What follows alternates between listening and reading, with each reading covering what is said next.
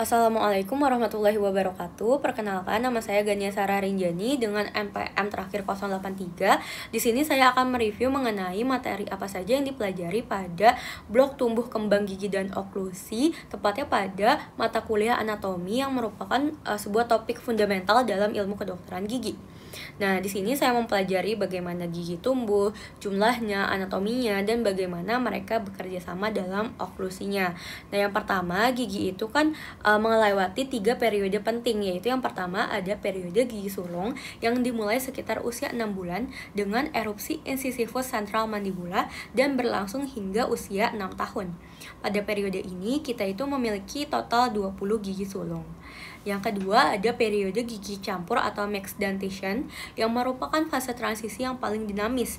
Jadi dimulai dari sekitar usia 6 hingga 12 tahun. Nah, periode ini dimulai dengan tandanya erupsi molar pertama permanen mandibula. Di sini gigi sulung dan gigi permanen itu berada bersamaan dalam mulut sehingga disebut juga sebagai ugly duckling stage. Karena tampilan gigi itu bervariasi warnanya, ukuran, dan adanya area ompong yang sementara.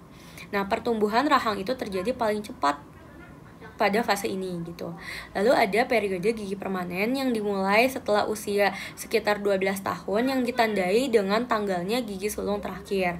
Pada umumnya, gigi permanen itu telah lengkap dengan total 32 gigi. Jadi perlu diingat gigi itu erupsi berbeda-beda waktunya. Nah, setiap gigi itu memiliki struktur yang unik. Kita belajar tentang anatomi yang mulai dari mahkota hingga akar dari setiap sisinya. Ada mesial, distal, lingual, dan palatal gitu. Dan saya mempelajari berbagai landmarks dari tiap giginya seperti ada capsnya, fossa, ridge, dan cingulum yang membentuk fungsi spesifik pada tiap-tiap gigi begitu. Nah, untuk mengidentifikasi setiap gigi secara universal, maka dibuatlah sebuah sistem penomoran seperti sistem universal atau FGI yang sangat penting dalam praktik klinis di kedokteran gigi gitu. Nah, di sini juga saya mempelajari mengenai ciri-ciri anatomi secara detail pada tiap-tiap giginya gitu. Jadi gigi permanen itu dibagi menjadi dua, yaitu gigi anterior dan juga gigi posterior. Untuk gigi anterior ada incisivus central, lateral, dan juga ada caninus. Nah, untuk incisivus maxilla, mahkotanya itu berbentuk trapesium dan saat baru erupsi itu kebanyakan terdapat mamelons dan di sisi lingualnya itu terdapat cingulum serta marginal ridge-nya.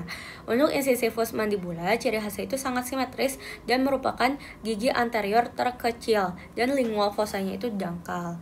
Nah, untuk caninus maxilla itu merupakan gigi yang terpanjang dan memiliki satu cups dengan dua lereng yang membentuk ujung yang tajam untuk merobek makanan. Lalu ada pun caninus mandibula yang lebih kecil dan ramping dari caninus maxilla dan kapsnya itu tidak terlalu berkembang. Lalu kita masuk ke gigi posterior yang fungsinya itu untuk mengunyah dan menggiling makanan sehingga mereka tuh memiliki permukaan oklusal. Sedangkan untuk gigi anterior itu dia tidak memiliki permukaan oklusal tapi dia punya permukaan insisal. Nah, untuk gigi posterior yang pertama itu ada premolar. Nah, premolar satu maksila itu ciri khasnya punya dua akar dan cups bukalnya itu lebih besar daripada cups palatalnya. Nah, untuk premolar dua maksila itu ciri khasnya punya satu akar dan ukuran kedua cupsnya itu cenderung sama.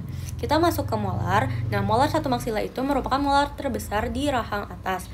Nah, ciri khasnya itu punya 5 cups termasuk cups of Carabelli. Nah, untuk molar kedua maksila dapat memiliki 4 cups yang berbentuk rhomboid ataupun 3 cups berbentuk hati. Lalu ada pun molar 3 maksila yang mahkotanya itu paling kecil dan paling bervariasi dan akarnya itu sering fusi dan berbentuk mahkota itu bisa menyerupai hati. Untuk molar 1 mandibula ini merupakan gigi permanen pertama yang erupsi. Dan ciri khasnya itu punya 5 cups termasuk distal cups. Untuk molar 2 mandibula, ciri khasnya itu punya 4 cups dan pola fissura itu di permukaan membentuk tanda plus begitu.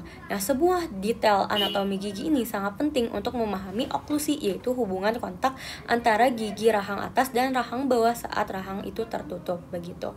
Sebagai kesimpulan, tumbuh kembang gigi dan pemahaman anatominya itu merupakan dasar yang penting dalam mahasiswa yang nantinya untuk melakukan perawatan kepada gigi manusia gitu. Nah, setiap gigi itu berkontribusi pada fungsi kunyah dan oklusi yang harmonis.